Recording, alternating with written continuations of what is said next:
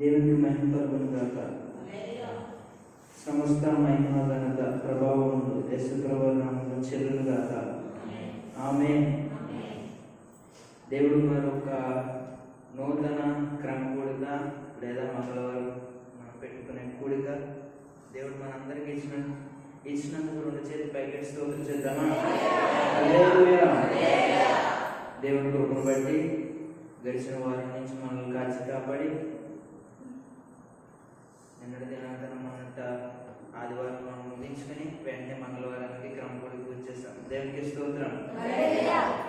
అయినప్పటికీ రోజులు సమయాలు ముందుకు చాలా స్పీడ్గా వెళ్ళిపోతాయి. ఏ విధంగా వెళ్తాయి అనేది మనం గ్రహించలేము.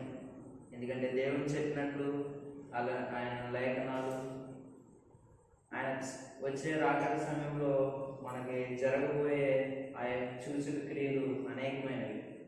దాంట్లో సమయం కూడా మనకి చాలా విలువైనది. దేవునికి స్తోత్రం.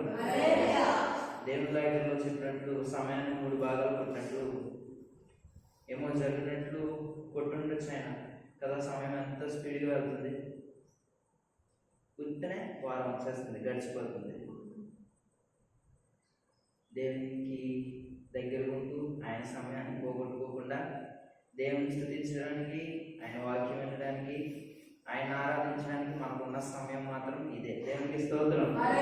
హల్లెలూయా. మనందరం లేఖనంలోకి వెళ్ళిపోతే వాక్యంలోకి కొద్ది నిమిషంలో, ఎక్కువ నిమిషాలు వద్దని మనకి జస్ట్ ఒక 20-30 minutes ముగించేసుకొని మన ప్రార్థన, మనకి ఎక్కువ ప్రార్థన కావాలి కాబట్టి ప్రార్థనలోకి వెళ్ళిపోతాం. అందరూ బైబిల్ తెలిసినట్లయితే రోమీయులకు రాసిన పత్రిక 12వ అధ్యాయం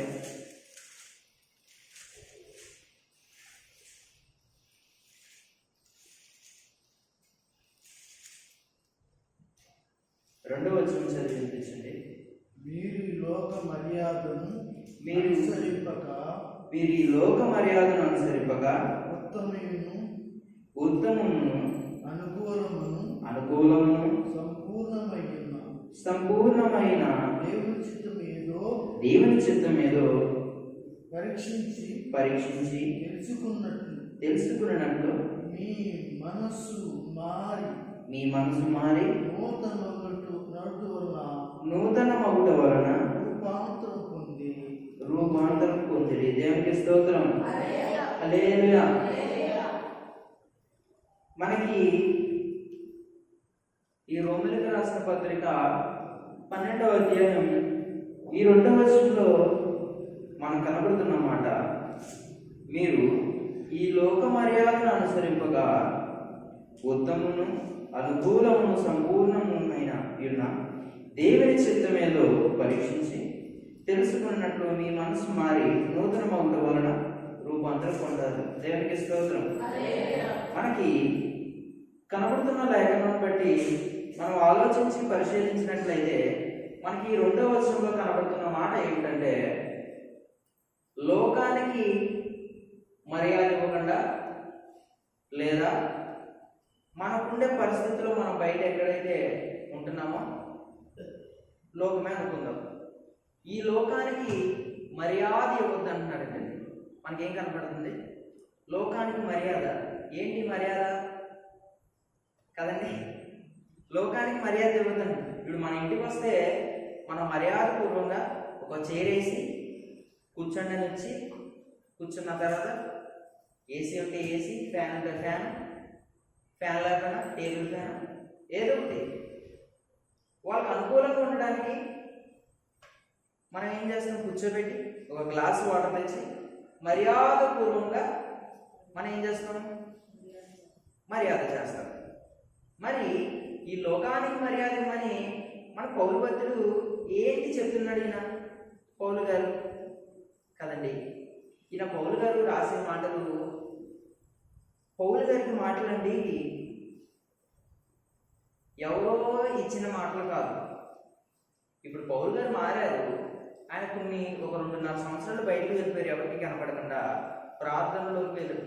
ప్రార్థన చేయడానికి ఒక విశాలమైన ప్రదేశానికి వెళ్ళిపోయి ఆయన ప్రార్థన చేసుకొని ఈ మాటలన్నీ ఎంత చక్కగా ఎంతో సంఘాలకి వాక్యాలు రాస్తూ అనేక విషయాలు చెప్తూ నన్ను పోలి నడుచుకుని అని చెప్తున్న ఈ పౌలు గారు ఈ మాటలు ఎలా రాశారంటే మనం ఆలోచించినట్లయితే ఒక్క నిమిషంలో ఈ మాటలని దేవుని చేత ఆయన పొందుకున్నట్లు మనకి ఎదురు పత్రికలో కనబడుతుంది. ఏంటండి? దేవుని పత్రికలలో మన ఎన్నో మాటలు మనకు కనబడతాయి. పౌలు గారు అంటారు, ఇది నా వలన కాదు, దేవుని వలన నాకు అనుగ్రహించిన మాటలు అని అంటాడండి ఆయన. ఎంత చక్కని మాటలండి. ఇప్పుడు మనకి పుట్టగానే మీ పిల్లలకి లేదంటే నా నా తల్లిదండ్రులు నేను పుట్టగానే అమ్మ అనే మాట మీద నేర్పుతారు కదా. ఎవరు ఆవిడ అనేటప్పటికి పుట్టగానే చూసేది అమ్మనే కాబట్టి ఆవిడని గుర్తుపడతాం, ఆవిడ దగ్గర ఉంటాడు పిల్లవాడు. అలాగే ఏమవుతుంది, తల్లి కానీ తండ్రి కానీ అమ్మ అనే మాటను స్టార్ట్ చేస్తారు. అలాగలాగా నాన్న, ఇంకా అయితే అక్క, తాతయ్య లేదా తాతయ్య సంథింగ్ అలాగా పేర్లు చెప్తూ ఉంటారు.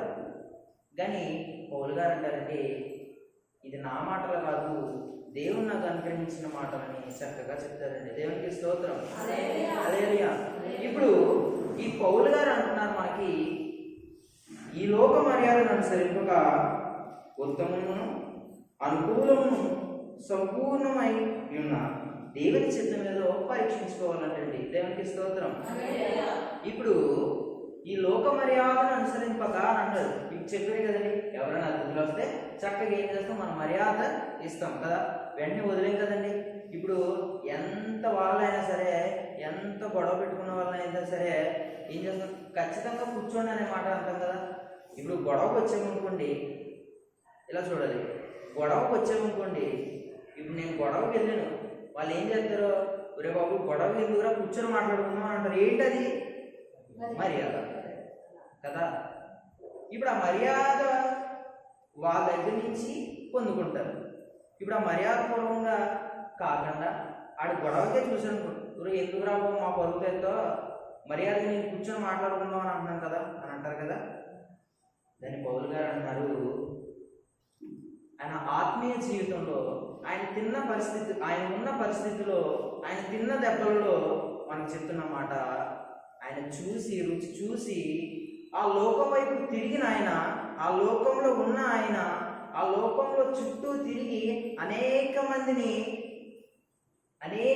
చూస్తూ అనేక మంది క్రైస్తవుల్ని ఆయన వేధిస్తూ అనేక రాజు దగ్గర పనిచేస్తూ ఉన్నప్పటికీ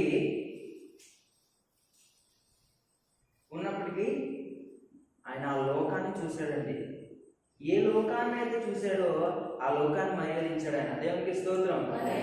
ఇప్పుడు మనకి కనబడుతున్న మాట లోక మర్యాదను అనుసరింపక, మనము ఈ లోక మర్యాదను అనుసరింపగా అనే మనకు మాట వచ్చినప్పుడు మనకి ఏం గుర్తొస్తుంది, లోకానికి వేరుగా ఉండాలి కదా అండి. లోకానికి వేరుగా అసలు మనం అవుతుందా, మన పని అవుతుందండి లోకానికి వేరుగా ఉండాలంటే? లోకానికి వేరుగా ఉండాలంటే అదేవిధంగా దేవుని చిత్తం మీద పరీక్షించి తెలుసుకున్నట్లు. ఆ దేవుని చిత్తం ఏంటండి? ఆయన చిత్తం ఒకరిని రక్షించాలి, మన ద్వారా మనం మార్చబడాలి, మన ద్వారా ఎదుటి వాళ్ళు చూసి వాళ్ళు మార్చబడాలి.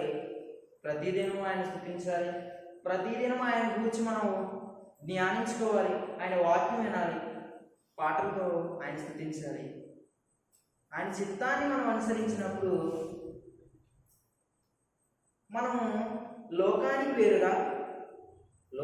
వేరుగా అంటే మనకు ఉండే ప్రజలలో కొంతమంది దేవునికి దూరంగా ఉండి దేవుని పేరు చెప్తే కొంచెం చిరాకు పడే వాళ్ళతో మనకి అవసరం లేదండి. ఎందుకంటే మన ప్రవర్తన బట్టే వాళ్ళు మార్చబడతారు కదండి. మన ప్రవర్తన బట్టే ఇప్పుడు రోడ్డు మీద ఒక ఆవిడ మాట్లాడుతూ ఉంది అనుకోండి, రోడ్డు మీద ఒక ఆవిడ మాట్లాడుతూ ఉంది, ఎవరితో? ఇంకా ఆవిడతో. ఈ ఇద్దరు మాట్లాడుకుంటే మూడో వ్యక్తి అలా నడుచుకుంటూ వస్తుంది. ఈ మూడో వ్యక్తి వీళ్ళిద్దరు తెలిసిన వాళ్ళు అనుకోండి, ఆ మూడో వ్యక్తి చెవు ఏం చేస్తుంది, ఆ ఇద్దరు చెవుల దగ్గర పెడుతుంది ఆవిడ కదా. ఇంక పెట్టిన తర్వాత ఏమవుతుంది? ఒక విషయాలు కదా, ఆవిడ ఎలా అందంట, అలా అన్నదంట, ఎలా అయిపోయిందంట, ఆడోకర డబ్బులు ఇవ్వాలంటే ఇంకోటి ఇవ్వాలంటే ఇంకోటి ఇవ్వాలి, ఇంకోటి ఇంకోటి ఇంకోటి అని గంటల సమయాన్ని వేస్ట్ చేసేస్తారు కదా. ఎంత సమయం వేస్ట్ చేసేస్తారండి? ఆ సమయం తెలియదు. ఇంట్లో వాళ్ళు ఒక మాట అంటారు లేట్కి వెళ్ళిన ఆ టైంలో, ఇంట్లో వాళ్ళు ఒకరు అనండి, అంతసేపు మాట్లాడేసుకుని అంతసేపు ఉండి అలాగా అటువంటి మాటలకి, ఆ లోకంలో ఉన్న మాటలకి ఎప్పుడైతే మనం దూరంగా ఉంటామో అప్పుడు దేవుని చిత్తం ఏదో మనం తెలుసుకుంటాం. దేవునికి స్తోత్రం, హల్లెలూయా. మనము అపోస్తల కార్య గ్రంథం 2వ అధ్యాయం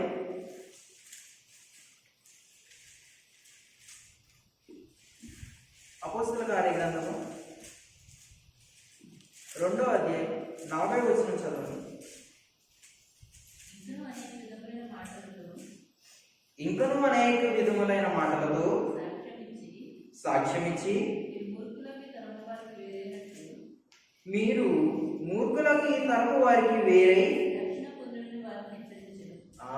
రక్షణ పొందడని దేవునికి మహిమ కలుగునగాక. ఇప్పుడు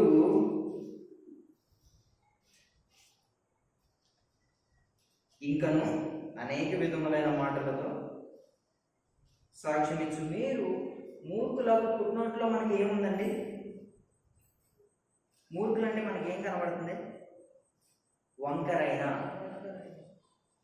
ఇప్పుడు ఒరే మూర్ఖుడు రా అని అంటే ఊరుకుంటారా? మూర్ఖుడు అంటే ఊరుకుంటారండి? ఊరుకుడు.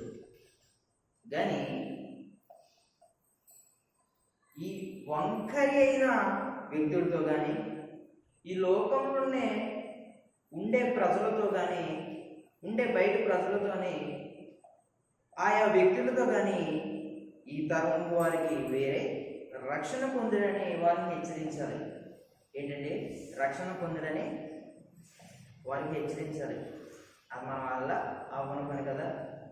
ఒకరిని దేవుని సన్నిధికి తీసుకురావాలంటే అది అవుతుందండి, చాలా కష్టకరమైనది ఆ పని. చెప్తే మారిపోయే ప్రజలు కాదు, విని వచ్చే ప్రజలు కూడా కాదు.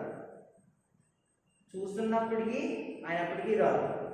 అటువంటి వాళ్ళు మనం తీసుకురాగలమా? తీసుకురాలి. కానీ చెప్తున్న మాట మనకేంటంటే వేరే రక్షణ పొందడిని వారిని హెచ్చరించాను.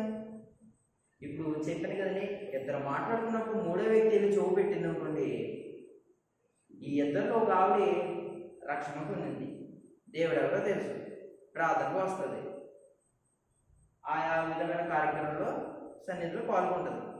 ఇప్పుడు ఈ మూడో వ్యక్తి వెళ్ళి మాట్లాడిందంటే ఇంకా రక్షణ గురించి వస్తుందంటారా? అసలు రాదు. రక్షణ గురించి అసలు ఇంకా దేవుడు అనే మాటే రాదని మనకి కదా. మారు అని అంటామా? లేదు. అది ఇలా అందే, అది అలా అందే, లేదా ఆడిలా అన్నాడు, ఇంకా అప్పుడు రెస్పెక్ట్ ఇవ్వం కదా మనం. అతను ఇలా అన్నాడు అని అన్నాం, ఆమె ఇలా అందని అన్నాం, అది ఇలా అంది, వాడు ఇలా అన్నాడు. లేదంటే మన నోటికి ఏ వస్తే చిల్లరి మాటలు, పోకిరి మాటలు వస్తే వాటితో వాళ్ళ యొక్క వ్యక్తులను మెన్షన్ చేస్తూ మనం తిడుతూ మాట్లాడతాం కదా. ఎందుకంటే మనకు రావు కదండి. దేవుడేమో మనకి భక్తుల ద్వారా రాసి ఉంచి చెప్తున్నది, లోకానికి వేరుగా ఉండి దేవుని చిత్తమేదో తెలుసుకుంటే ఆయనలో మనం ఎదగడానికి, ఒకళ్ళు మార్చడానికి మనం తెలుసుకుంటాం. అదేవిధంగా మన జీవితాలు కూడా ఏంటనేది తెలుస్తుంది. ఇప్పుడు లోకానికి వేరే ఏమన్నాడైనా ఈ తరం వారికి వేరే రక్షణ పొందాలని చెప్పాలండి. ఈ తరం వేరే అమ్మ, ఇప్పుడు మనం మాట్లాడుకున్నామంటే అమ్మ నువ్వు మారమ్మా, దేవుని సన్నిధికి రామ్మా కదా. ఇంకేం వద్దండి. ఈ మాటలు చెప్పేసి మనం అక్కడ ఆమెను అనేసి వచ్చేది. ఏమన్నలే? ఆమెను అనేసి వచ్చేది. ఈ ఆమెను అంటాం అనేది మనం ఏం చేద్దాం? విశ్వరాజరామ వినరవేమ అన్నట్టు ఈ ఆమెను అనం. దాంట్లో చూపెట్టి ఆ యొక్క అనవసరమైన కౌరులు వింటాం. ఖచ్చితంగా వింటాం. ఇప్పుడు లోకానికి వేరుగా ఉండి దేవునిలో బ్రతకడానికి మనకు కనపడుతున్న మాటలు. అదేవిధంగా మనం గలతీయులకు రాసిన పత్రిక చూద్దాం. మరొక వచనాన్ని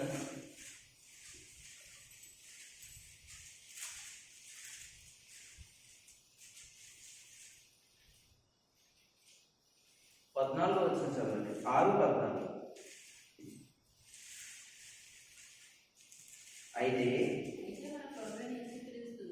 అయితే మన ప్రభు అయిన యేసుక్రీస్తు సిలువయందు తప్ప మరి దేని యందును అతిశయించుట నాకు దూరమవును గాక. దాని వలన నాకు లోకమునకు నేను సిలువ వేయబడి ఉన్నాను. దేవునికి స్తోత్రం. గలతీయులకు రాసిన పత్రిక మనకి కనబడుతున్న మాట 6వ అధ్యాయం 14వ వచనంలో, అయితే మన ప్రభు అయిన యేసుక్రీస్తు సిలువయందు తప్ప ఏముందండి నెక్స్ట్? మరి దేని యందును అతిశయించుట నాకు దూరమవును గాక అని చెప్పి మరొక మాట ఆయన అంటాడు, దానివల్ల నాకు లోకమునకు నేను సిలువేయబడ్డాను. 172 పేజీ తిరిగేసారు. 172. ఇప్పుడు మనకు చెప్తున్న మాట, కనబడుతున్న మాట ఏంటంటే, మన ప్రభు అయిన యేసుక్రీస్తు సిలువ యందు తప్ప మరి దేని యందు అతిశయించుట నాకు దూరం అవును గాక అని చెప్పి నాకు లోకమునకు నేను సిలువేయబడ్డాను. ఇప్పుడు మనం చెప్దాం మీ నోటితో, లోకమును చెప్పాలి, వినపడుతుందా?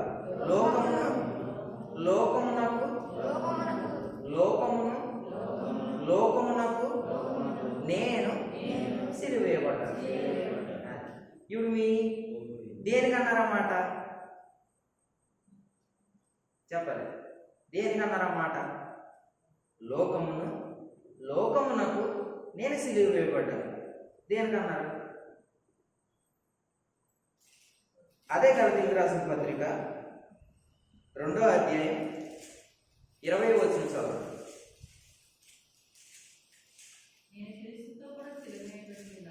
నేను క్రీస్తుతో కూడా సిలువ వేయబడి ఉన్నాను. ఇకను జీవించువాడును నేను కాను,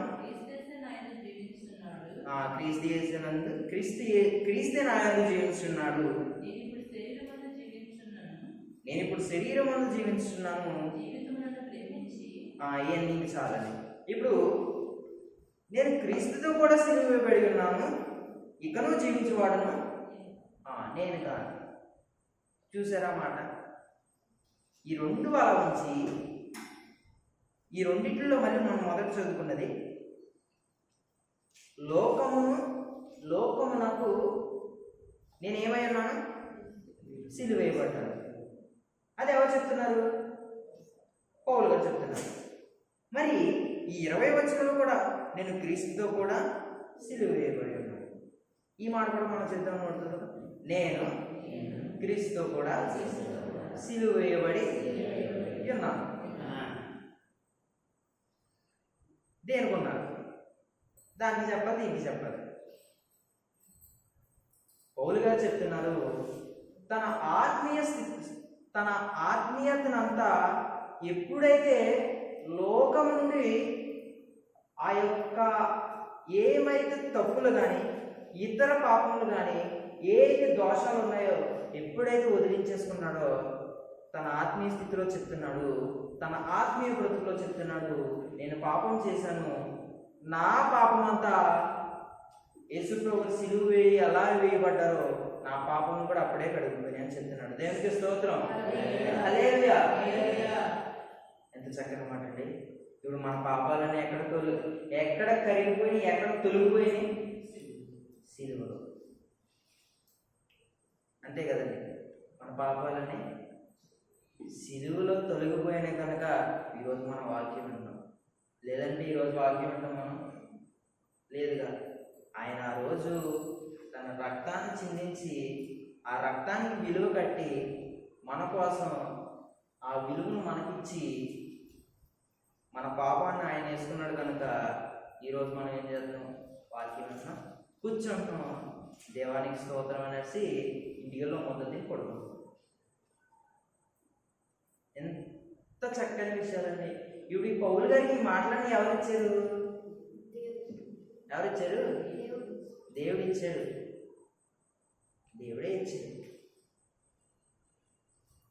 ఈ 14 వచ్చిన మనకి ఏముందంటే, ప్రభువైన యేసుక్రీస్తు సిలువ యందు తప్ప మరి దేని యందు అతిశయించుట నాకు దూరము. మన దేని యందు అతిశయించుకోవడం అంటారు. డబ్బు వచ్చిందని అతిశయించుకోవడం, లేదంటే చేతి కింద ఒక 4 వ్యక్తులు ఉన్నారు, ఆ వ్యక్తుల ద్వారా నేను పని చేయించుకుంటున్నాను, ఆ యొక్క వ్యక్తులకి ఆ చేతులు ఇస్తున్నాను, నాకంటూ ఒకటి వస్తుంది అన్నప్పుడు నేను బ్రతకగలను అని అతిశయించుకోవడం. లేదులే నాకు చూసే వాళ్ళు ఉన్నారు అనేది అతిశయించుకోవడం. దేని యందు అతిశయించుకోవడం. ఇప్పుడు నాకు చూస్తున్నారని, ఇప్పుడు నాకు మంచి బట్టలు ఇచ్చారు, మంచిగా తలకు కొబ్బరి నూనె పెట్టుకున్నాను, నేను మంచిగా ఉంటున్నాను, అలా నేను బయటికి వెళ్ళి డప్పు కొట్టుకుంటే ఏమవుతుందో చెప్పండి కదా. అతిశయించకూడదు. దేనికి అతిశయించామంటే అది దేవుని వల్ల అతిశయించామనే ఒక్క మాట మాత్రం మన హృదయంలో మెలగాలి. దేవునికి స్తోత్రం. హల్లెలూయా. అదేవిధంగా మనం చెప్తున్న మాట, లోకమునకు నేను సిలువ వేయబడి ఉన్నాను. ఆయన ఆత్మీయ జీవితంలో చెప్తున్న మాట. ఎందుకంటే తను వదులుకున్న స్థితి ఏమైతే అధికారం ఉందో వాటిలన్నిటిని వదులుకున్నాడు. ఎందుకంటే అది లోకంలో ఉన్న చెడుతనం.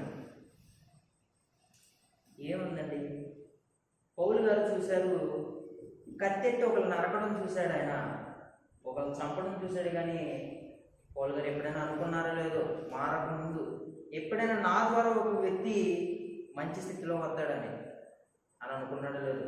కానీ దేవుడు తన జీవితాన్ని మార్చివేసి ఏ కత్తి ద్వారా ఎంతమంది చనిపోయారో అనేకమైన ప్రజలు ఆయన ద్వారా మార్చబడి సిలువ వేయబడి అప్పటికప్పటికే సంఖ్య పెరిగిపోయిందండి.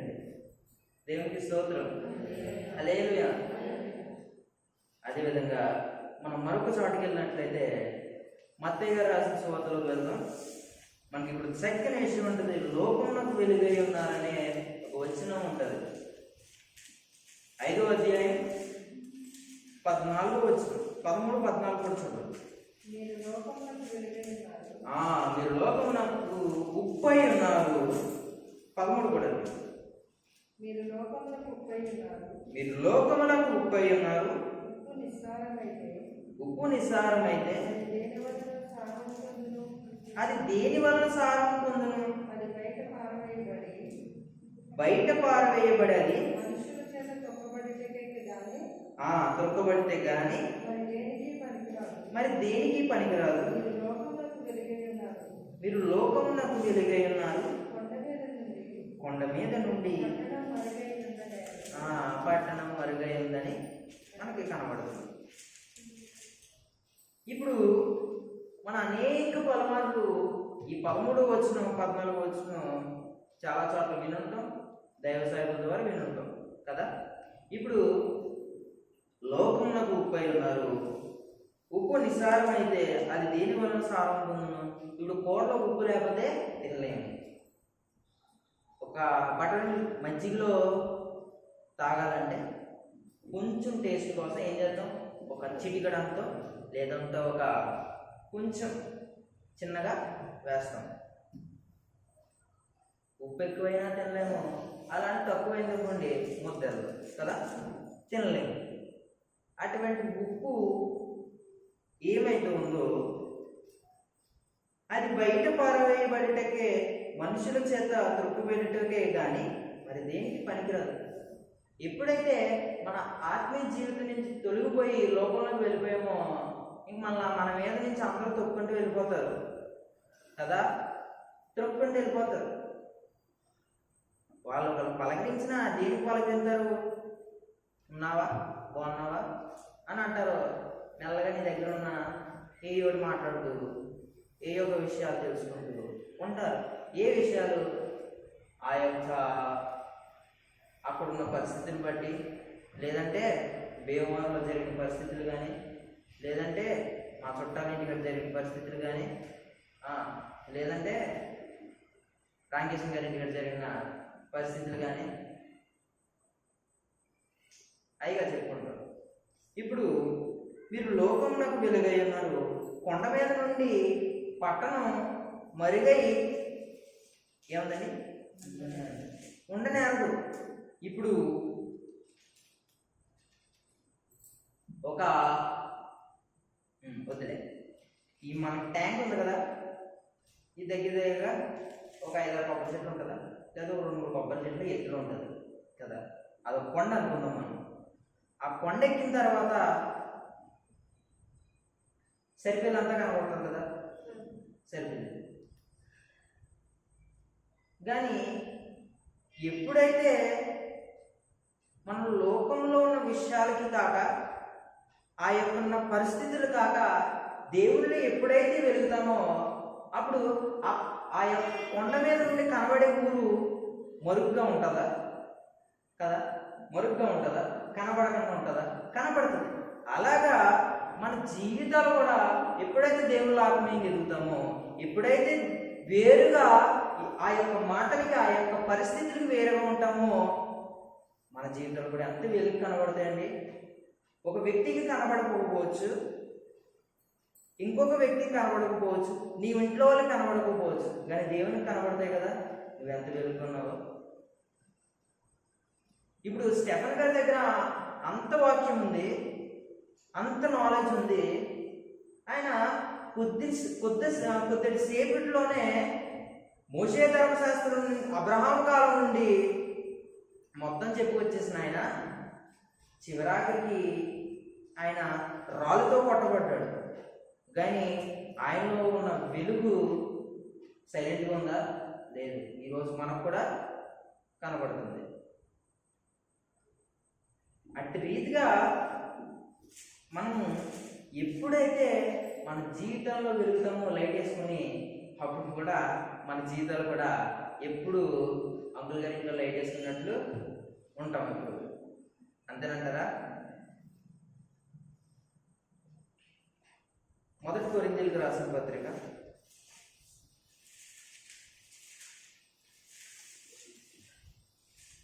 6వ అధ్యాయం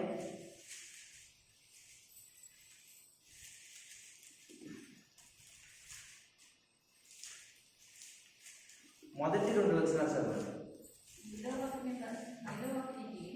అందరు తీసుకున్నట్టు మొదటి కొరింథీయులకు రాసిన పత్రిక 6వ అధ్యాయం 1-2 వచనాలు చదవండి. మీలో ఒకరికి మరి ఒక మీద వ్యాజమాడినప్పుడు వాడు పరిశుద్ధులు ఎదుట కాక అనీతిమంతులు ఎదుట వ్యాజమాడుటకు పరిశుద్ధుల లోకంలో తీర్పు తీర్చుదురని మీరు ఎరగరా? మీ వలన లోకమునకు తీర్పు జరగవలసి ఉంది కదా, మిక్కిల అల్పమైన సంగతుల గురించి తీర్పు తీర్చుటకు. దేవునికి స్తోత్రం. ఏంటండి ఇది? ఏంటి వ్యాజమాడుట? ఏంటి తీర్పు? ఏంటి అనీతిమంతులు? ఇప్పుడు ఒక ఇంట్లో గొడవ వచ్చింది, వచ్చింది. మనము క్రైస్తవులుగానే ఆలోచిస్తాం. బయట వాళ్ళు మనం బయట వాళ్ళు అంటే దేవుని ఎరగ వాళ్ళు మనకు. ఇప్పుడు మనం క్రైస్తవులు ఉన్నాం కదండి, మనందరం క్రైస్తవులుగా ఉన్నాం. ఇప్పుడు మన ఇంట్లో ఒక గొడవ వచ్చింది. మన ఇంట్లో గొడవ వచ్చినప్పుడు ఆ సమస్య తీరకపోతే మనం ఏం చేస్తాం? ఎన్ని ప్రార్థన మానేస్తారు. మరి అక్కడ ఉన్న సెంటెన్స్ అది కాదే. ఇప్పుడు బయట గొడవ అయింది, వాళ్ళు ఏం చేస్తారు? ఈ యొక్క దెబ్బ మీద కొంతమంది పేర్లు, ఎక్కువ మంది, కొంతమంది కూడా దగ్గర ఒక 50 మంది ఉంటారండి. చక్కగా బరకం వేసుకొని కూర్చొని మాట్లాడతారు. మధ్యలో ఒక వ్యక్తి కూర్చుంటాడు. ఆయన ఎవరు? పెద్ద మనిషి కదా. పెద్ద మనిషి మాట్లాడతాడు. ఇప్పుడు గొడవ వచ్చిందంటే ఇప్పుడు ఏం చేస్తారు? అటుపక్క వాళ్ళు ఇటుపక్క వాళ్ళు కూర్చొని భలే ఉంటుందండి. ఆ యొక్క చూసినప్పుడు అంటే వాళ్ళ క్రమశిక్షణలో కూర్చుంటారు. కుర్చీలు కూడా కాదు, కింద నేల మీద కూర్చుంటారు బరకం వేసుకొని. చక్కగా కూర్చొని అటుపక్క వాళ్ళు ఇటుపక్క వాళ్ళు మాట్లాడుతూ మధ్యలో ఆ వ్యక్తిని పెట్టి మాట్లాడతారు. ఇప్పుడు మనం క్రైస్తవులుగా దేవుని పిల్లలుగా ఉన్నప్పుడు మన ఇంట్లో గొడవ వస్తుంది. మన ఇంట్లో గొడవ వస్తుంది, పిల్లలకు వస్తుంది, లేదా భార్య భర్తకు వస్తుంది. ఇప్పుడు గొడవ వచ్చినప్పుడు మౌనంగా ఉండొద్దు అని చెప్తున్నాడు ఆయన పౌలు గారు. మౌనంగా ఉండొద్దు. వ్యాజమాడినప్పుడు అనీతిమంతులు కాకుండా, అనీతిమంతులు ఎవరు? బయట వాళ్ళు. ఆ అనీతిమంతులు ఎవరో పెద్ద ఒక వ్యక్తి. ఆ వ్యక్తితో కాకుండా పరిశుద్ధులు ఆ వ్యాజమాడుట ఆ యొక్క గొడవను తీర్చలేరా? ఆ పరిశుద్ధులు ఎవరు? సంఘ పెద్ద. ఆ సంఘ పెద్ద ఎవరు? దైవజనుడు. ఆలోచిద్దాం. చదవండి ఆ వచనాన్ని, ఆలోచించండి ఒకసారి, చూడండి. పరిశుద్ధుల లోకం ఉన్నప్పుడు ఇప్పుడు వ్యాజమాడు వాడు పరిశుద్ధుల ఎదుట గాక అనీతి మంతులు ఎదుట వ్యాజమాటకు తెగించుచున్నాడా? ఇప్పుడు మనం చెప్తున్నాము లోకానికి వేరుగా ఉండాలి, ఈ లోకం విషయాలు మన దగ్గరికి వద్దంటున్నాడు ఆయన. ఇప్పుడు మన గొడవ వస్తే బయట వాళ్ళ దగ్గరికి వద్దు. పౌలు గారు అంటున్నారు, అక్కడ ఉన్న సంఘాలతో, కొరింథీ సంఘాన్ని చెప్తున్నాడు, బయట వాళ్ళ దగ్గరికి వద్దు. పరిశుద్ధులు లేరా ఆ సంఘంలో? మీ యొక్క నాయకులు లేరా? మీ నాయకులు ఎవరు? దైవజనులు. ఆ దైవజనుల దగ్గరికి వెళ్ళి వాళ్ళు తీర్చలేరా మీ యొక్క గొడవను? బయటండి చెప్తున్నాను, బయట పెద్ద మనిషిగా కూర్చోబెట్టినప్పుడు అతను డబ్బు తీసుకుంటాడు ఖచ్చితంగా. అంటే తీసుకుంటారా? అది మన ఇంట్లో వాళ్ళు అనుకోండి, ఓకే. అలా కాకుండా అంటే ఎలా అంటే పంచాయతీ పరంగా, ఇంకొక పరంగా, ఇంకొకటిగా, లేదంటే ఇంకొకరు పెద్దలో కూర్చోబెట్టినప్పుడు ఏం చేస్తాం? ఖచ్చితంగా డబ్బు ఇస్తాం. డబ్బు ఇచ్చినప్పుడే వాళ్ళ తరపు ఎలా మాట్లాడరు, వీళ్ళ తరపు ఎలా మాట్లాడరు, తెలివిగా మాట్లాడతారు కదా. ఇప్పుడు మన డబ్బు వద్దు, ఏమీ వద్దు. పౌలు గారు చెప్తున్నారు, మీ పరిశుద్ధుల దగ్గరికి రావచ్చు కదా. ఆ లోకంలోకి ఎందుకు? వాళ్ళ దగ్గర తెగించే బదులు అదేదో ఈయన దగ్గరకు వస్తే మీ బాధ ఈయన చూసి ఈయన కూడా ఆ యొక్క గొడవను సరిదిద్ది ఈయన కూడా ప్రార్థన చేస్తే మీకు ఇంకా గొడవ సెట్ అయిపోతుంది కదా అని అంటున్నాడు పౌలు గారు. దీన్ని బట్టి మీకు అర్థమైంది ఏమిటి అనేది నాకైతే తెలియదు, కానీ మనకి ఏ సమస్యలు వచ్చినా, గొడవ అనేది కాదు, ఏ సమస్యలు వచ్చినా దైవజనుడితో చెప్పుకోండి అనే మాట మనకు అర్థమవుతుంది ఇక్కడ. ఎందుకంటే ఆయన దేవుని ద్వారా అభిషేకించబడ్డాడు కాబట్టి కదండి. సంఘంలో కొంతమంది చూడండి, బాగా దైవజనులతో చెప్పుకోవడం, ఆ యొక్క సమస్యలు చెప్పుకోవడం, వ్యక్తిగత సమస్యలు చెప్పుకోవడం జరుగుతాయి. అంటే ఎందుకని? ఆ సమస్య నుంచి బయటపడాలి.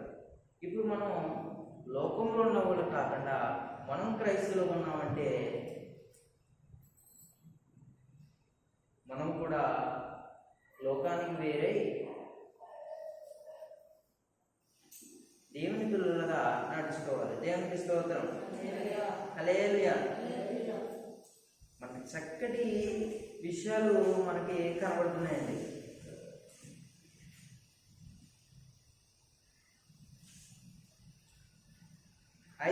ఎఫెసీయులకు రాసిన పత్రిక ఒకసారి ఏంటి మనం గుర్తు చేసుకున్నాం. ఎఫెసీయులకు రాసిన పత్రిక 5వ అధ్యాయం 8వ వచనం చదువు. ఎఫెసీయులకు రాసిన పత్రిక, మీరు పూర్వమందు చీకటై ఉంటిరి, ఇప్పుడైతే దేవునికి స్తోత్రం. ప్రభు నాకు పూర్వము అగ్గులు ఎలా ఉన్నారు? పూర్వం పలకట్లేదా? చీకటి అయిందని. మన బ్రతుకులు ఎలా ఉన్నాయి? ఎంత చీకటి పరిస్థితులని దేవుడు మనం లేపాడండి. ఎన్నో బాధలు చూసుంటాం, ఎన్నో పరిస్థితులు చూసుంటాం. ఆ యొక్క చీకటి బ్రతుకుల్లో లేపాడు కదండి. వీళ్ళు ఎక్కడో వాళ్ళు మన దగ్గరికి వచ్చేసారు అని అనుకుంటామా? ఇటువరకు అండి మాది అదే అండి, కానీ దేవుడు ఇప్పుడు మంచి స్థితిలో ఆ యొక్క వెలుగులో నుంచి లోకంలో ఉన్న వేరే నుండి ఎప్పుడైతే దేవుడు మనల్ని తీసుకొచ్చాడో మనందరూ ఎలా ఉన్నామండి? వెలుగై. మనం ఏ పరిస్థితులు ఉన్నా, ఏ ఇబ్బందులు ఉన్నా మనం ముందుగా ఒక మైండ్ సెట్ని తీసేసుకోవాలి. బయటికి వెళ్ళగానే మర్చిపోతున్నాం, బయటికి వెళ్ళగానే మర్చిపోయామంటే లోపం. గంటలు గంటలు మాట్లాడుకుంటాం, గంటలు గంటలు ఇంకో పనులు చేసుకుంటాం. ఆ గంటలు గంటలు కూడా మౌనంగా చేసే వాళ్ళు ఏమైనా ఉంటారా? మౌనంగా పని చేసినప్పుడు మౌనంగా ఉండాలి. అన్నం తిన్నప్పుడు కామ్గా తినాలి. ఆడు ఎక్కువగా మాట్లాడేటప్పుడు అనుకుంటాడు, ఎందుకని పొలం పడుతుంది. అలాగా పని చేసినప్పుడు మాట్లాడవచ్చు, కానీ అనవసరమైన మాటలు కాకుండా ఒకరిని రక్షించడానికి మనం ఏం చదువుకున్నాం? ముందుగా రోమపత్రిక 12లో మనకు కనబడుతున్న మాట ఏంటంటే, దేవుని చిత్తం ఏదో తెలుసుకోవాలంటే లోకానికి వేరుగున్నప్పుడు దేవుని చిత్తం మనం ఆటోమేటిక్గా కనుక్కుంటాం. ఆటోమేటిక్గా ఒకరిని రక్షించడానికి, ఒకరిని మార్చడానికి మన మాటల్లో ఉండే స్వభావం, మన మాటల్లో ఉండే మాట కానీ, మనం ఉండే స్వభావం కానీ ఖచ్చితంగా ఒకరిని మార్చడానికి అవకాశం ఉంటుంది. మన దేవుడు చెప్తున్న మాట ఏంటంటే, లోకానికి వేరుగా ఉండి క్రైస్తవ పిల్లలుగా జీవించినప్పుడే మనం ఖచ్చితంగా చీకటి నుండి బయటపడ్డాం కనుక ఆ వెలుగు మనతో ఉంటుంది. దేవునికి స్తోత్రం. హల్లెలూయా. ఇంకా చనిపోయే వరకు అబ్బా, ఒక వ్యక్తి ఉన్నాడండి, చనిపోయాడండి, మంచిగా ఉండేవాడండి అనుకుంటామా? అటువంటి పరిస్థితుల్లో క్రైస్తవ పిల్లగా మనం అలా జీవించి అట్టి రీతిగా మనం ఉండి స్థిరపడుతూ దేవుని ఎదుగుతూ మనం ముందుకు కొనసాగుదాం. దేవునికి స్తోత్రం. హల్లెలూయా. ఎన్నో మాటలు బట్టి దేవుడు మనందరి ఇంట్లో ప్రభు దీవించి ఆశీర్వదించిన కాక.